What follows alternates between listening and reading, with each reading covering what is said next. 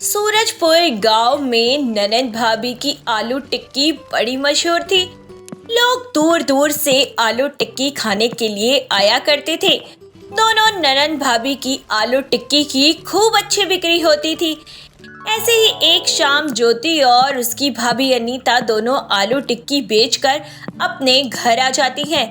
घर जाने के बाद दोनों बैठकर पैसे का हिसाब किताब करने लगती हैं। तभी वहां अनीता की सास विमला आ जाती है और विमला उन दोनों को चाय देते हुए बोलती है।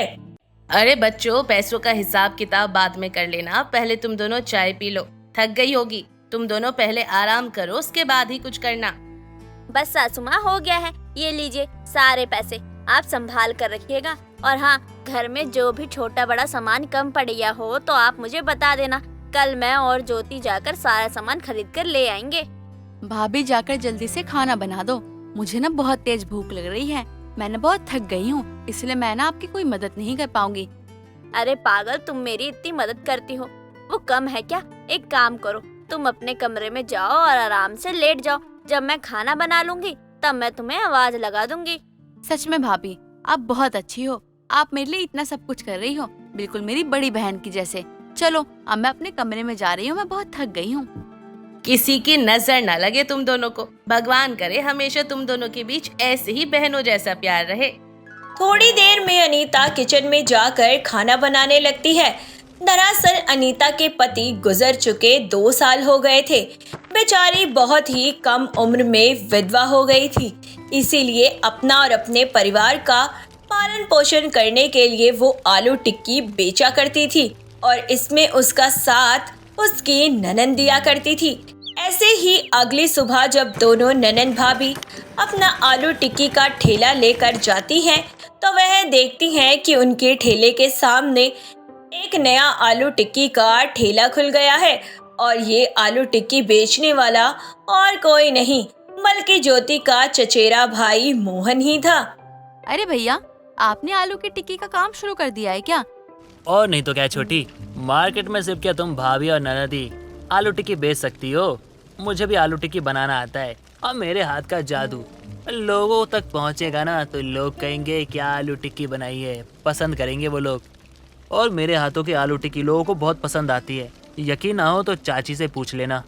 लेकिन भैया, जो स्वाद हम ननद भाभी की आलू टिक्की में है ना, वो टेस्ट शायद आप नहीं दे पाएंगे। ज्योति, ऐसे नहीं बोलते। वैसे देवर जी, अच्छी बात है। भगवान करे आप भी दिन दुनी रात चौगनी तरक्की करो। हाँ भाभी, क्यों नहीं। अगर भगवान चाहेंगे और दुश्मन नजर नहीं लगाएंगे तब तो मैं तरक्की करूंगा ही। थोड़ी देर बातचीत करने के बाद दोनों ननंद भाभी अपने ठेले पर आ जाती हैं और थोड़ी देर में खूब सारे ग्राहक ननंद भाभी की आलू टिक्की के ठेले पर आ जाते हैं। दोनों ननंद भाभी जैसे तैसे ग्राहकों को संभालते हुए सभी को बड़ी बड़ी आलू टिक्की देती हैं। तो वहीं दूसरी तरफ मोहन अपने ठेले पर खाली बैठा हुआ था। उसके ठेले पर एक भी ग्राहक नहीं था। यह देखकर मोहन को गुस्सा आता है और वह खुद से बोलता है, दिल तो कर रहा है ना इनकी आलू टिक्की के ठेले में आग लगा दूं, सारे ग्राहकों को ना पागल कर दूं। सबको इस ननद भाभी की आलू टिक्की बहुत पसंद आ रही है। इनका टेस्ट इनको बहुत बढ़िया लग रहा है। मुझे ये देखकर सहा नहीं जा रहा है क्योंकि सबसे बढ़िया टेस्ट तो मैं दे रहा हूँ लोगों को। सिर्फ और सिर्फ मैं ही दूंगा। इन लोगों को ना बीच में टांग अड़ाने का ज्यादा ही शौक है ना, इनका शौक तो मैं निकालूंगा। ऐसे ही समय बीत जाता है। जब से मोहन ने ठेला लगाना शुरू किया था तब से मोहन की 1 रुपए की भी बिक्री नहीं हुई थी क्योंकि सारे के सारे ग्राहक दोनों ननंद भाभी के ठेले पर ही जाया करते थे। इससे मोहन के मन में दोनों ननंद भाभी के प्रति जलन और ईर्ष्या आ जाती है। ऐसे ही एक दिन मोहन अनीता से कुछ देर बातें कर रहा होता है और ज्योति अकेले ठेला संभाल रही होती है। थोड़ी देर बाद अनीता वापस ठेले पर आती है और ज्योति बोलती है, क्या हुआ भाभी, आप मोहन भैया से बात कर रही थी क्या? कुछ नहीं ज्योति, तुम तो मोहन को अच्छे से जानती हो ना। जब देखो तब उसे हंसी मजाक ही सूझता रहता है, तो देवर भाभी का मजाक चल रहा था। अच्छा चलो कोई बात नहीं। अच्छा भाभी, आप जब तक ठेला संभालो मैं जरा थोड़ा घूम के आती हूँ। इतना बोलकर ज्योति मोहन के पास जाती है और बोलती है। और बताओ भैया, कैसा चल रहा है आपका काम? मेरी प्यारी बहन, मेरे काम का छोड़ दे और अपने काम पे ध्यान दे। और एक बात बता, ये आलू टिक्की तो तुम दोनों ननद भाभी मिलके बनाती हो, लेकिन फिर भी इसके अंदर जो जान है ना आलू टिक्की में, वो सिर्फ तेरी भाभी के कारण आता है, यानी कि अनीता भाभी के कारण। वैसे सच बताऊं, मैं आलू की टिक्की हम दोनों मिलकर ही बनाते हैं। मैं चटनी तैयार करती हूँ और भाभी टिक्की बनाने की तैयारी करने लगती है। वैसे आपने ये सवाल क्यों पूछा भैया? ओ, मतलब भाभी ने जो कहा था वो गलत था? क्या कहा भाभी ने? आप दोनों बहुत देर से बात कर रहे थे। नहीं नहीं, कुछ नहीं। भाभी और मेरे बीच बातचीत हो रही थी, तो मैंने भाभी से पूछा, तो भाभी ने जो मुझे कहा अगर मैं तुझे बता दूंगा तो तुझे बुरी लग जाएगी बात, इसलिए ये रहने दे, तू ना जाने ना तो अच्छा होगा। अरे भैया बताओ तो सही, भाभी ने आखिर कहा क्या है? मेरी ज्यादा ही तारीफ कर दी क्या भाभी ने? देख बहन, तुझे ना मेरी कसम है, तेरा भाई हूँ, तू ये बात किसी को नहीं बताएगी, ठीक है? भाभी ने जो कहा ना वो सुनकर मुझे भी बहुत दुख हुआ, लेकिन तू कह रही है तो तुझे बता ही देता हूँ।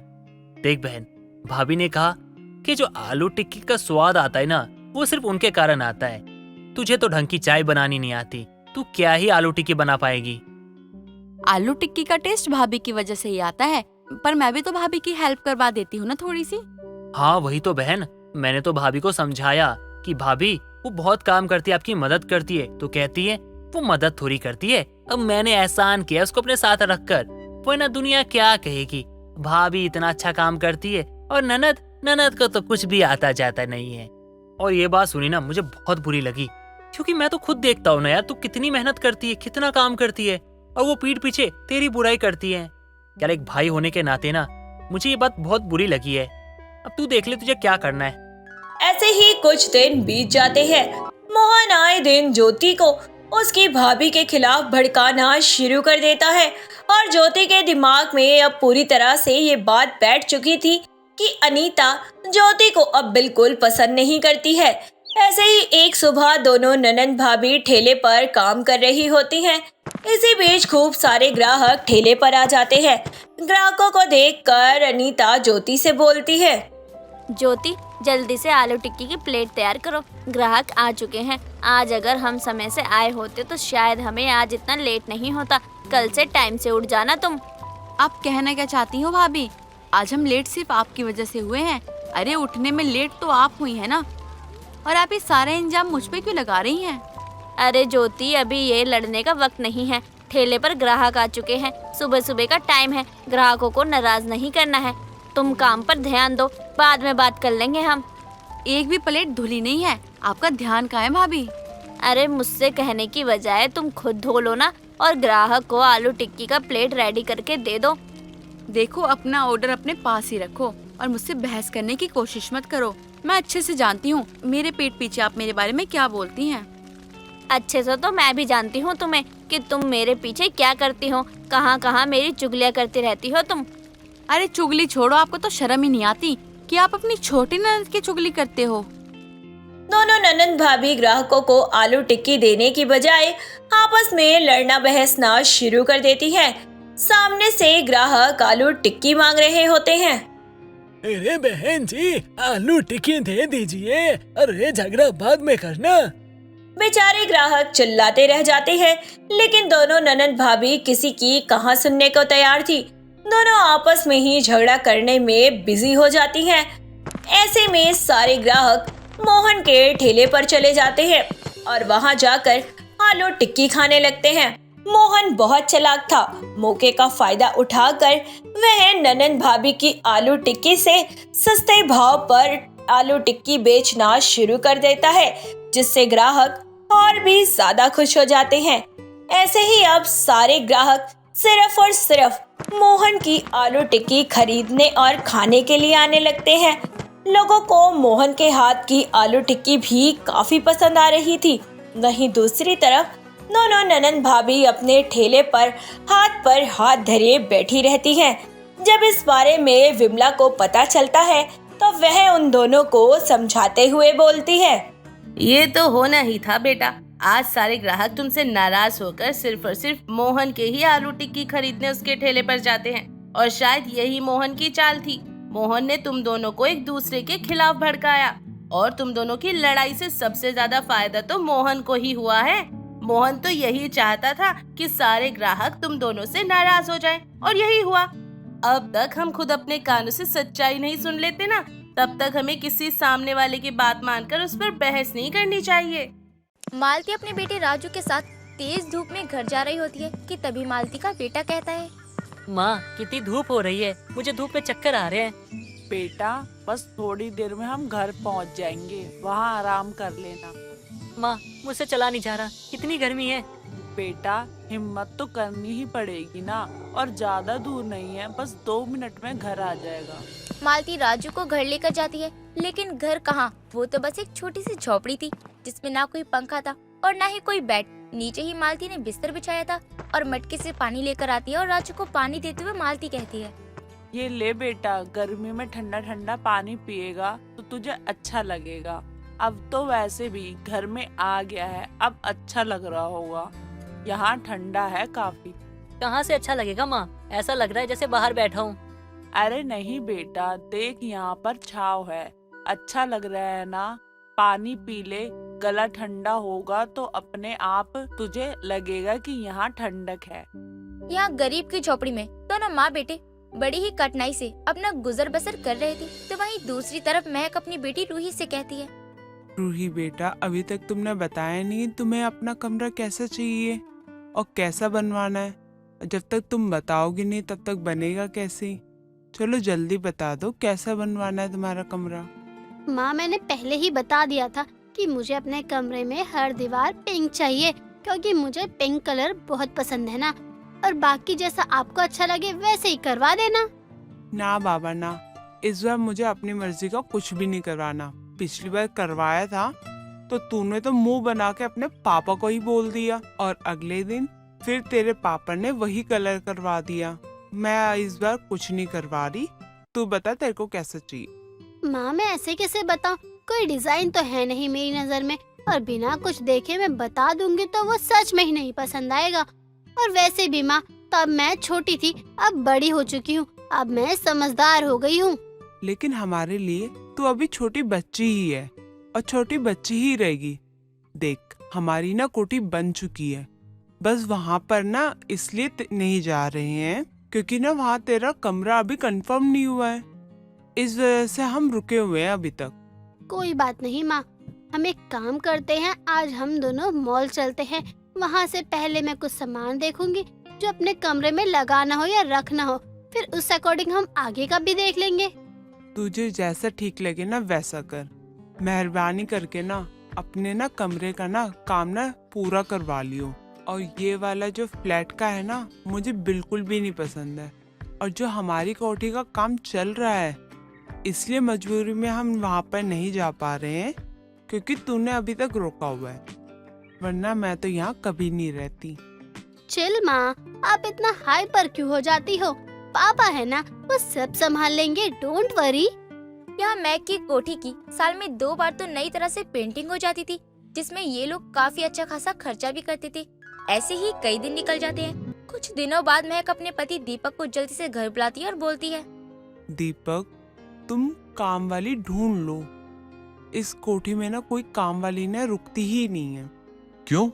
इस कोठी में ऐसी दिक्कत क्या है कि लोग काम करने से मना कर रहे हैं?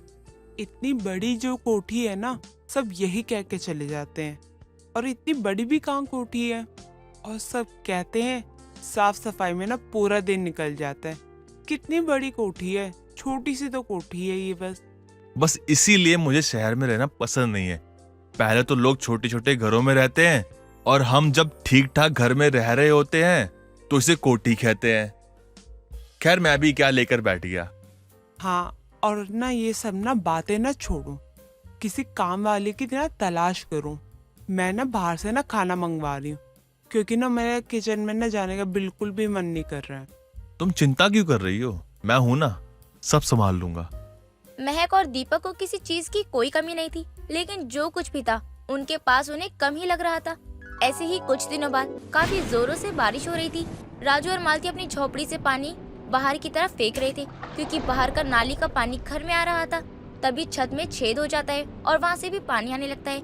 ये देखकर राजू कहता है, माँ हम तो नीचे से पानी निकाल रहे थे, लेकिन अब तो ऊपर से भी पानी आ रहा है। माँ बारिश को देख के तो लगता ही नहीं कि रुकेगी।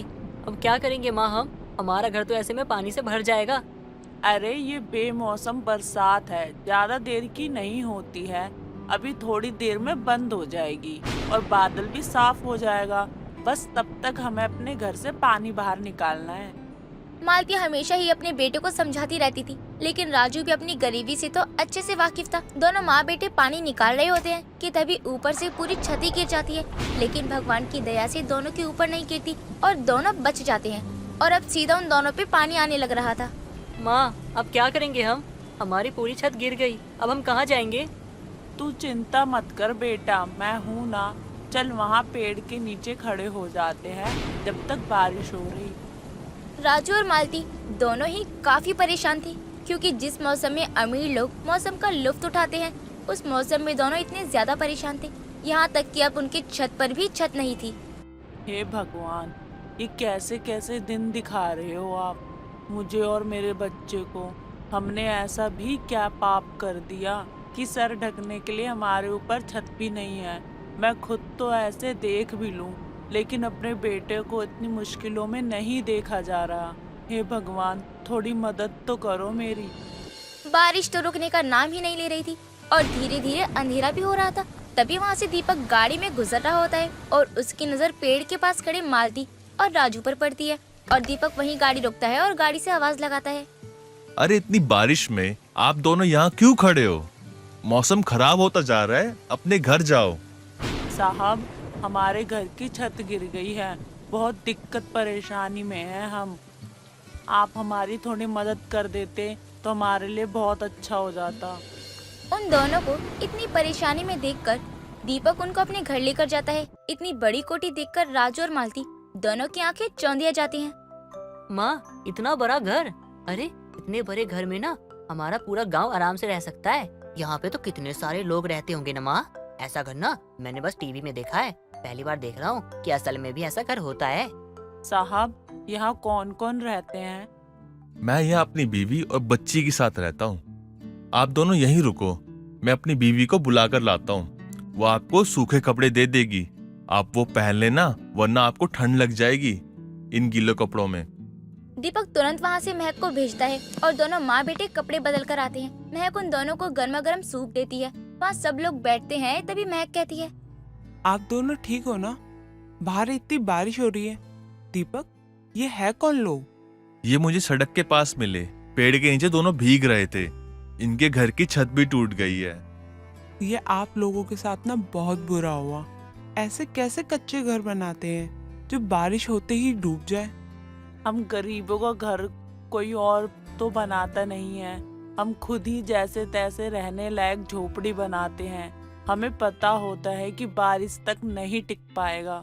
कोई बात नहीं, हमारे यहाँ ना बाहर पे एक आउट हाउस है जहाँ आप लोग रह सकते हो, क्योंकि वो वैसे ही खाली पड़ा रहता है।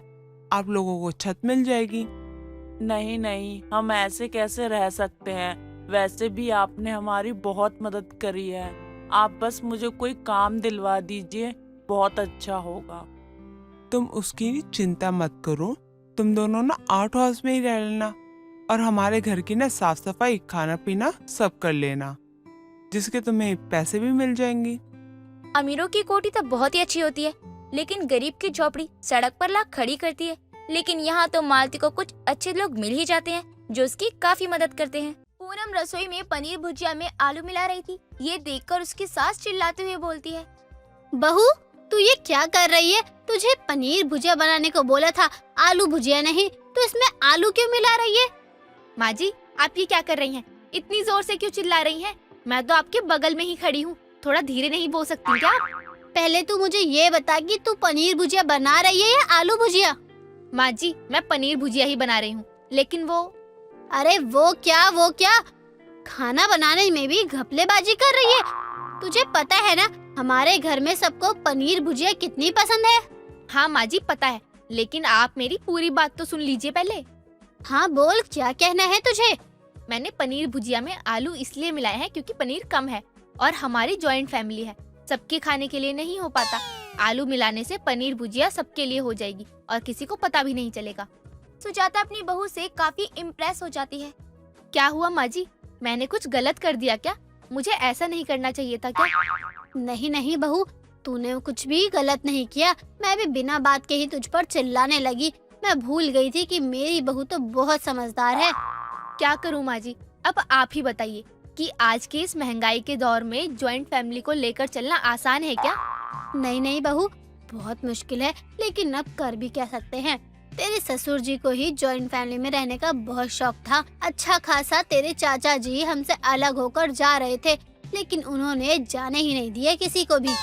जानती हूँ माँ जी, ससुर जी को भीड़ में रहना ज्यादा अच्छा लगता है ना, इसीलिए उनका बस चले तो वो मोहल्ले वालों को भी अपने घर में बसा ले। ये बात तो तूने बिल्कुल सही बोली बहू, लेकिन मैं ऐसा भी होने नहीं दूंगी, वरना इसे घर नहीं धर्मशाला घोषित करना पड़ेगा। सब खाना खा रहे होते हैं कि तभी पूनम के चाचा उमेश खाना खाते हुए मुंह बनाते हैं। क्या हुआ चाचा जी, आप खाना खाते ही ऐसा मुंह क्यों बनाने लगे? खाने में कोई कमी रह गई है क्या? अब रोज रोज खाने को लेकर बोलना अच्छा तो नहीं लगता ना। मुझे एक बात समझ नहीं आती बहू, कि जब हम तुझे पनीर भुजिया बनाने को बोलते हैं तो तू उसमें सब्जियां क्यों मिक्स करती है? आप ये क्या कह रहे हो चाचा जी? मैंने पनीर भुजिया में कोई भी सब्जी नहीं मिलाई। माँ जी, चाची जी, जरा आप लोग भी खाकर बताइए, पनीर भुजिया अच्छी नहीं बनी क्या? कौन सी सब्जी मिक्स करी है इसमें मैंने?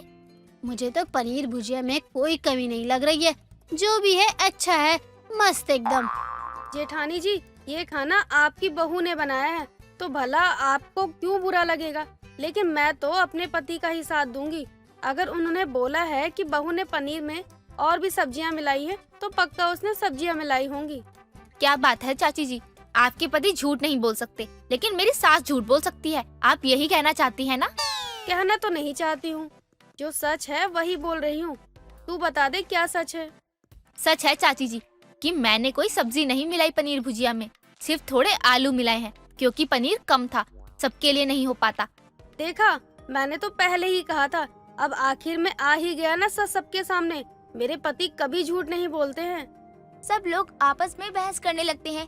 ये देखकर मोहन बोलता है, ये क्या हो रहा है मेरे घर में? अरे जिसको देखो वो घर की शांति बिगाड़ने में लगा रहता है। अरे मैं तुम लोगों को समझा समझा के थक चुका हूँ कि घर घर होता है, उसे अखाड़ा मत बनाया करो, लेकिन तुम लोग हो कि मेरी कोई बात सुनते ही नहीं हो। अब मेरा मुंह क्या देख रहे हो? अब मुझे कोई बताएगा कि आज क्या हुआ है? पूनम बहू, तू बता क्या हुआ है?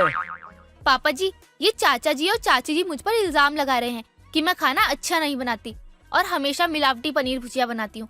बल्कि मैंने तो बस थोड़ा सा आलू मिलाया था कि पनीर भुजिया सबके लिए हो जाए। हाँ, तो इसमें कौन सा पहाड़ टूट पड़ा? ये तो समझदारी वाली बात है भैया। हमारे जॉइंट फैमिली में पनीर भुजिया तो एक लड़ाई का जरिया बन चुका है। मुझे लगता है इस घर में पनीर भुजिया बनाना ही बंद करना पड़ेगा। दिन बीतते हैं, पूनम अब भी ऐसे ही बनाती थी। अब घर में दुगना पनीर आने लगा था, लेकिन फिर भी बहस होने लग जाती है। ऐसे ही एक दिन मोहन खूब सारा पनीर लाकर पूनम को देता है। ये ले बहू पनीर, और ये बहुत सारा पनीर लेकर आया हूँ मैं। इनकी तू अच्छे से ना भुजिया बना दियो और सबको दे दियो, ताकि उन लोगों का पेट भर सके। अरे मैं तो परेशान हो गया हूँ इन लोगों से। आए दिन कोई ना कोई ड्रामा करते रहते हैं। बिल्कुल सही कहा पापा जी आपने। मैं पनीर भुजिया बनाकर सबसे पहले चाचा जी और चाची जी को ही खिला दूंगी। उन्हें परेशानी ज्यादा रहती है ना, हर बार सबसे ज्यादा खाते भी हैं और कलेश भी करते हैं।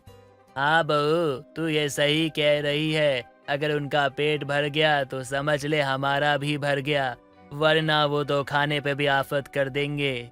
जी पापा जी, आप हाथ मुंह धो लीजिए, मैं तब तक पनीर भुजिया बनाने की तैयारी कर लेती हूँ। ठीक है बहू, तू उनके लिए पहले निकाल दियो और उनको दे दियो, ताकि वो घर में कोई कलेश ना करे। जब देखो तब कलेश करते रहते हैं। अरे मैंने तो अपने पिताजी को दिए वचन के कारण उन लोगों को अपने घर में रखा हुआ है, वरना मैं तो उनकी आदतों से इतना परेशान हो चुका हूँ। कल निकालूं सो आज निकाल दूं, लेकिन कोई बात नहीं बहू, रहने दे उनको। अच्छा बहू, मेरे लिए कप चाय बना दे, अदरक वाली। मैं अपने कमरे में हूँ। जी पापा जी, आप कमरे में चलिए, मैं अभी चाय लेकर आती हूँ। पूनम ससुर के लिए चाय लेकर उनके कमरे में जाती है। जब तक वो चाय देकर वापस आती है, वापस आने पर पनीर कम दिखकर वो हैरान रह जाती है। जब पापा जी को चाय देने जा रही थी तब तो ये पनीर ज्यादा लग रहा था, अब ये पनीर कम क्यों लग रहा है? लेकिन इस घर में तो मेरे सिवा जल्दी कोई रसोई में आता ही नहीं, जो कोई और खा लेगा। शायद मुझे ही गलतफहमी हो रही है। पूनम भुजिया बनाकर रख देती है, कम भुजिया देखकर सरिता कहती है, भैया आज फिर से आधे खाने में ही पनीर भुजिया खत्म हो गई है। जब आपको पता है कि आपकी जॉइंट फैमिली है तो आप पनीर लाने में कंजूसी क्यों करते हैं? ये क्या कह रही है सरिता तू? अरे मैं तो इतने पनीर लाया था कि 4 दिन चल जाए, लेकिन इतना पनीर कम कैसे हो सकता है?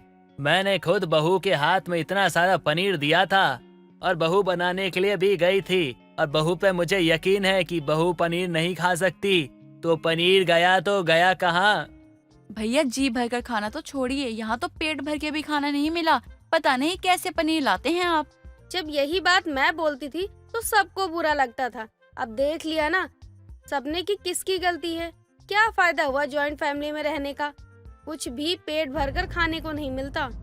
ऐसे ही कई दिन निकल रहे थे और अब तक किसी को कुछ भी समझ नहीं आ रहा था कि आखिरकार घर में हो क्या रहा है। रोज का ही यही ड्रामा हो गया था कि ज्यादा पनीर आने पर भी कम भुजिया खाने को मिलती है। कुछ दिनों बाद जब हेमा रसोई में चोरी छुपके जाती है और पनीर भुजिया खा रही होती है, लेकिन तब वहाँ पूरा परिवार आ जाता है और ये सब देख लेता है। वो मैं पानी लेने आई थी, लेकिन भुजिया देखकर मुझसे कंट्रोल नहीं हुआ और मैं खाने लगी। चाची जी, मुझे आपका पनीर भुजिया खाना बुरा नहीं लगा। बुरा मुझे बस इस चीज का लगा कि पहले आप खुद ही चोरी करके खाती हो, उसके बाद कम होने पर खुद ही तमाशा करती हो और ऊपर से पापा जी को भी ताने मारती हो। नहीं, ऐसा कुछ नहीं है। ऐसा ही है चाची जी। अगर हम जॉइंट फैमिली में रहते हैं तो सभी चीजों को मिल बांट कर खाना चाहिए, फिर चाहे वो कुछ भी हो। पूनम सबको समझाती है, जिसके बाद हर कोई पूनम की बात से सहमति भर देता है, जिसके बाद कोई ऐसा कुछ भी नहीं करता है। दिव्या और आरती दोनों बचपन की बेस्ट फ्रेंड थी। उन दोनों को साथ समय गुजारना बहुत पसंद था। पहले उन्होंने स्कूल साथ किया और फिर कॉलेज भी साथ में किया, और अब कॉलेज का लास्ट दिन। आरती, हमारी दोस्ती क्या यहीं तक थी? मुझे भी इसी बात का डर है कि कहीं कॉलेज के साथ हमारी दोस्ती भी खराब ना हो जाए। तो फिर तू वादा कर कि तू हमेशा मेरे दुख सुख, मूड स्विंग और मेरी जिंदगी के बड़े बड़े ओकेजन में मेरे साथ ही रहेगी। ये भी कोई बोलने की बात है। Love you partner. Love you 2, 3, 4, 5, 6, 7, 8 and infinity.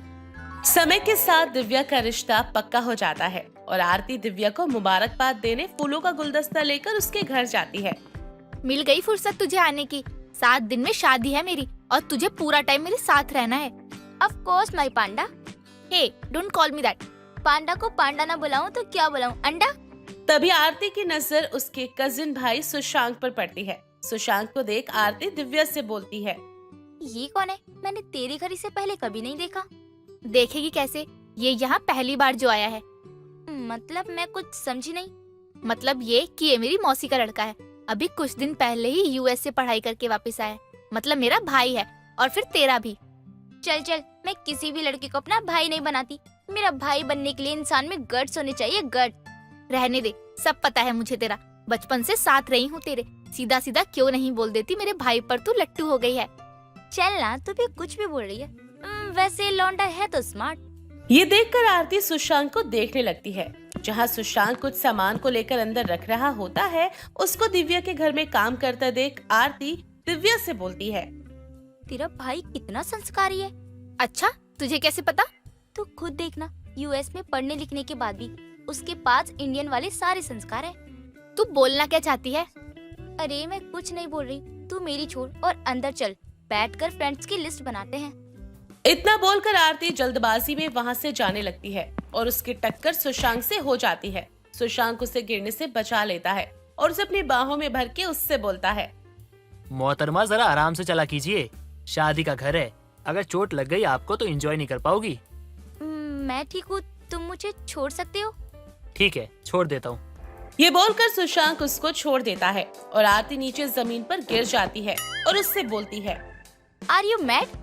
अभी आपने ही तो कहा था कि छोड़ दो, तो छोड़ दिया। अरे मैंने कहा था मेरा हाथ छोड़ो, गिर गई ना मैं। आई एम सो सॉरी, मुझे नहीं पता था कि आप इतनी गिरी हुई हो। मेरा मतलब है कि आप गिर जाओगी। Are you making fun of me? देखो मिस्टर यूएस, ये शान पति अपने यूएस में जाकर दिखाना, मेरे सामने नहीं। ओहो, लगता है आप मेरे बारे में पूरा होमवर्क करके आए हो। क्यों आरती मैडम, सही कहा ना? तुम्हें मेरा नाम कैसे पता? जैसे तुम्हें मेरा पता चला वैसे ही मुझे पता चला। बहुत तेज हो रहा है, बहुत तेज हो रहा। अब वो मुझे लगता है मुझे चलना चाहिए। इतना बोलकर आरती वहाँ से चली जाती है। दिव्या भी दूर से ये नजारा देखकर हंस रही होती है। वैसे मेरे भाई के संस्कार कैसे लगे? बेटा तू भी मेरा मजाक बना रही है ना? हाँ, काम ही तेरे ऐसे हैं। अच्छा जी, मेरी प्यारी बेस्ट फ्रेंड, अब तू मेरी ननद बनने के लिए तैयार हो जा। अब तू देखना कैसे मैं तेरे भाई को अपनी छोटी सी उंगली पड़ना चाहूंगी। अच्छा, मेरा भाई तुझे इतना पसंद आ गया? हाँ ना, बहुत पसंद है। इस तरह दोनों दोस्त मिलकर हंसी मजाक कर रही होती हैं और सुशांक उनके कमरे के बाहर किसी काम के लिए जा रहा होता है और उन दोनों की हंसने की आवाज सुनकर दोनों बेस्ट फ्रेंड को मस्ती करते हुए देखने लगता है। उन दोनों की मस्ती देखकर सुशांक भी आरती को पसंद करने लगता है, जिसके बाद सुशांक पूरी शादी में आरती के पास ही मंडराता रहता है। कहीं उसको वो तंग करता तो कहीं उसके आसपास ही घूमता रहता।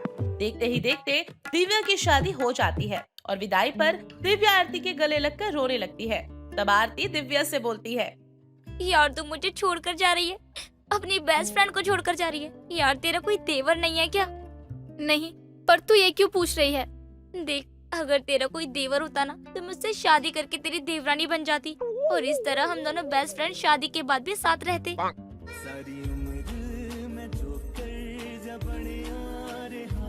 एटलीस्ट इस ओकेजन पे तो मजाक मत कर, मुझे तेरी बहुत याद आएगी। तू अपना ध्यान रखियो। तू मुझे रुला मत, वरना मेरा मेकअप खराब हो जाएगा। अगर वैसे भी तू विदेश नहीं जा रही है, यही 10 किलोमीटर ही तेरा ब्याह हुआ है, मिलते रहेंगे यार।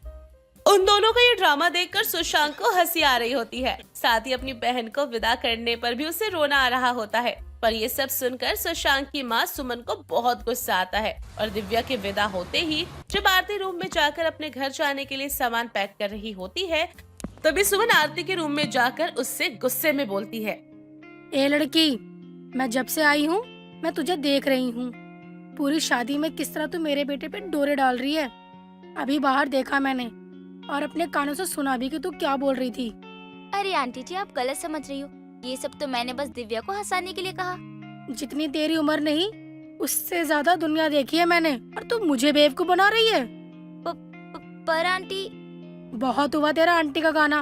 अब जल्दी से सामान पैक कर और यहाँ से निकल, और याद रखना और अब यहाँ आने की जरूरत नहीं, समझी? सुमन आरती को अकेले में भला बुरा सुना रही होती है, पर सुशांक ये सब कुछ सुन लेता है और वो कमरे में जाकर अपनी माँ से बोलता है, माँ, आप होती कौन हो आरती को इस घर में आने से रोकने वाली? और आपको किसने कह दिया कि आरती मुझ पे लाइन मारती है? सुशांक, अभी तो बच्चा है तो तुझे यहाँ के तौर तरीके के बारे में नहीं पता। माँ, आपकी नजर में जरूर मैं एक बच्चा हूँ, लेकिन माँ, मैं इतना भी नासमझ नहीं हूँ कि कुछ देख ना पाऊँ। माँ, किस तरह से आपने आरती की बेइज्जती की, बिना गलती के भी उसे कितना कुछ सुनाया। सुशांक प्लीज, मेरी वजह से माँ से बहस मत करो। वैसे भी मेरी दोस्त दिव्या थी, तब थी मैं यहाँ। अब मेरा यहाँ कोई काम नहीं है तो मैं यहाँ रुककर क्या ही करूँगी। आंटी जी, मैं तो यहाँ से जा ही रही हूँ, पर मेरी वजह से आपको कुछ बुरा लगा हो ना तो अपनी बेटी समझकर माफ कर देना। इतना बोलकर आरती अपना बैग लेकर चली जाती है। उसके जाने के कुछ दिनों बाद दिव्या पगफेरी की रस्म के लिए घर पर आती है और घर आते ही वो आरती को फोन करके उससे बोलती है, तुझे पता था ना आज मैं घर आ रही हूँ, फिर तू मेरे आने से पहले यहाँ क्यों नहीं आई?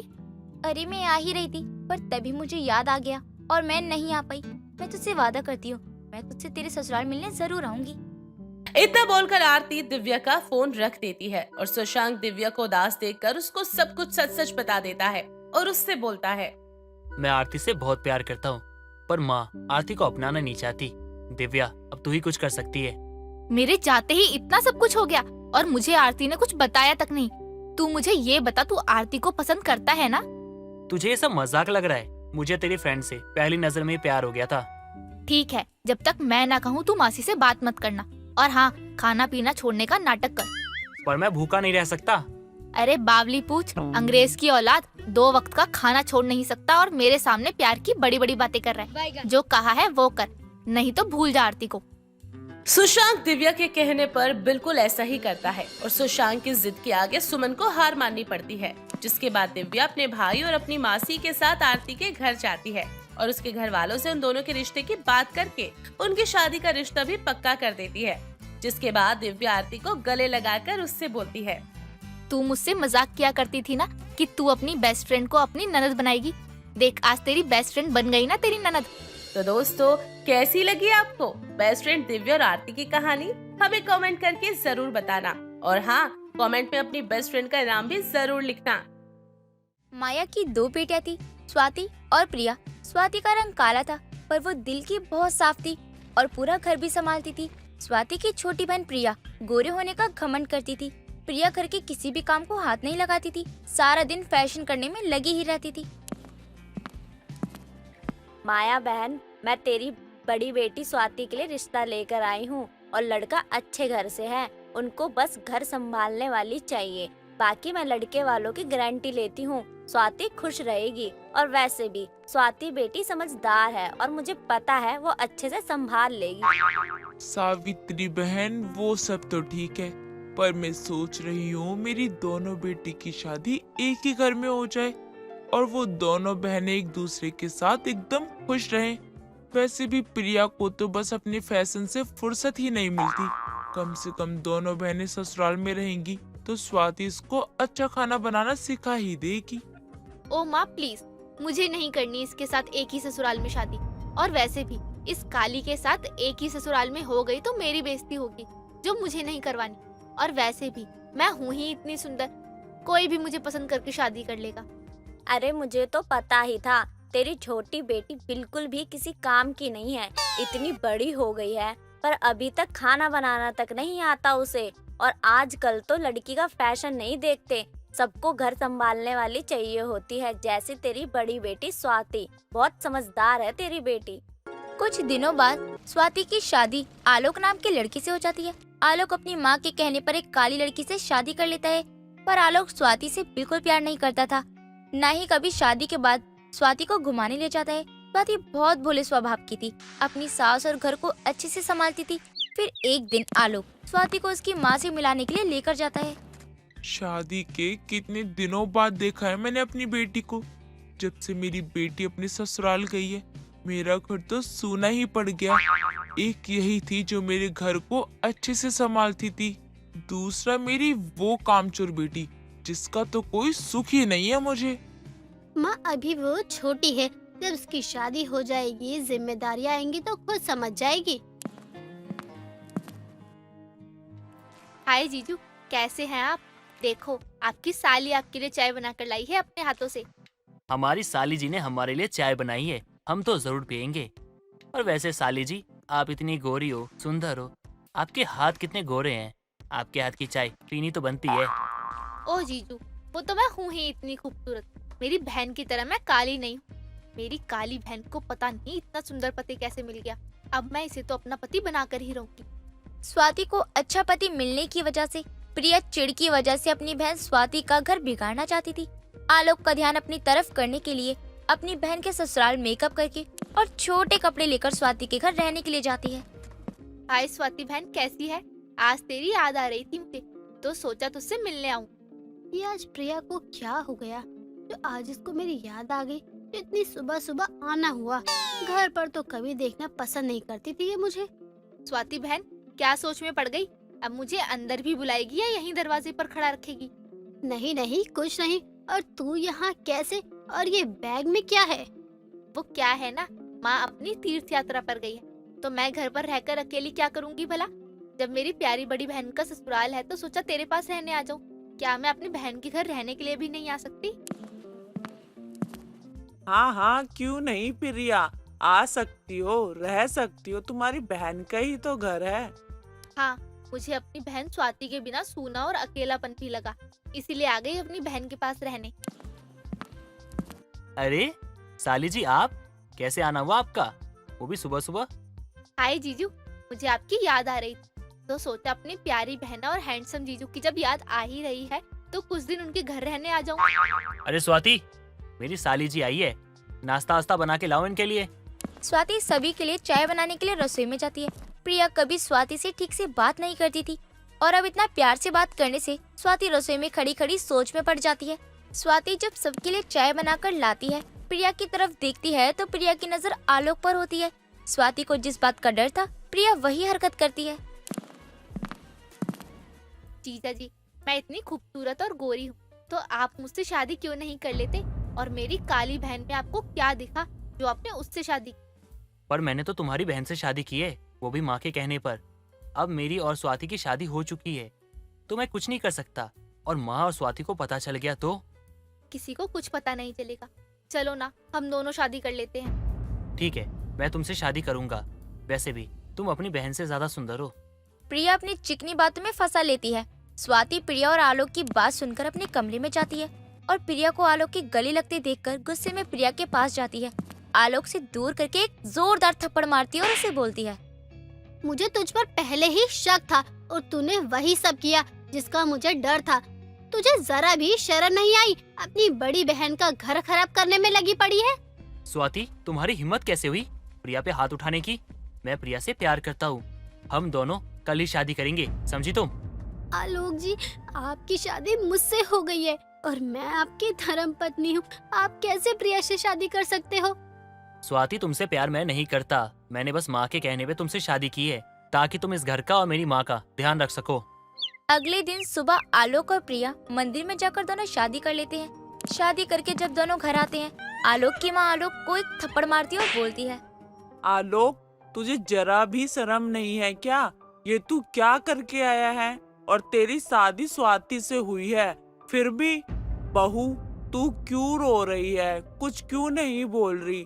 अपनी बहन को और आलोक को खड़े खड़े बस रोई जा रही है। माँ जी, जब मेरा ही सिक्का खोटा है तो मैं क्या बोल सकती हूँ? मेरी बहन ने ही मेरा घर बर्बाद कर दिया, अब मैं क्या बोलूँ? स्वाति रोते हुए अपने कमरे में चली जाती है और आलोक प्रिया के साथ उसके कमरे में रहने लग जाता है। प्रिया और आलोक की शादी के बाद आलोक कभी स्वाति से बात ही नहीं करता था। स्वाति फिर भी अपने ससुराल को छोड़कर घर नहीं जाती है और अपना ससुराल पहले की तरह संभालती है। ऐसे ही दिन बीत गए थे। एक दिन आलोक ऑफिस जा रहा था, तभी उसका रोड पर एक एक्सीडेंट हो जाता है, जिसकी वजह से आलोक हॉस्पिटल में जाता है। आलोक जी, ये क्या हो गया आपको? आपका ध्यान कहाँ था जाते समय, जो आज ये हालत हो गई आपकी? स्वाति, तुम्हें मेरी खबर पता चली तो तुम मुझसे मिलने आ गई, और दूसरी तरफ प्रिया है जो मुझसे मिलने तक नहीं आई। उसको मुझसे ज्यादा फिक्र अपनी खूबसूरती की है। कुछ दिन बाद आलोक ठीक होकर हॉस्पिटल से घर आ जाता है। स्वाति आलोक की सारी देखरेख करती है और घर का सारा काम करती थी। कुछ देर बाद जब आलोक को भूख लगती है तो आलोक प्रिया से बोलता है, प्रिया, मेरे लिए खाना लेकर आ जाओ, मुझे बहुत जोरों की भूख लगी है। मैं यहाँ की नौकरानी नहीं हूँ जो तुम्हारे लिए खाना बना कर लाऊं। मैंने तुमसे शादी की है, इसका मतलब ये नहीं मैं नौकरानी बन जाऊँ तुम सबकी। क्या हुआ आलोक जी, सब ठीक तो है? प्रिया क्यों इतना चिल्ला रही है? स्वाति, मुझे माफ कर दो। मैंने प्रिया के बहकावे में आकर उसे शादी कर ली। मैंने बहुत बड़ी गलती की है, मुझे तुम्हारे साथ ऐसा नहीं करना चाहिए था। आलोक स्वाति के साथ अच्छा व्यवहार करने लग जाता है और स्वाति आलोक का तब तक ध्यान रखती है जब तक कि वो ठीक नहीं हो जाता। कुछ दिन बाद आलोक ठीक होने के बाद खुद प्रिया को घर से निकाल देता है और आलोक अपनी पत्नी स्वाति और माँ के साथ खुशी खुशी रहने लगता है।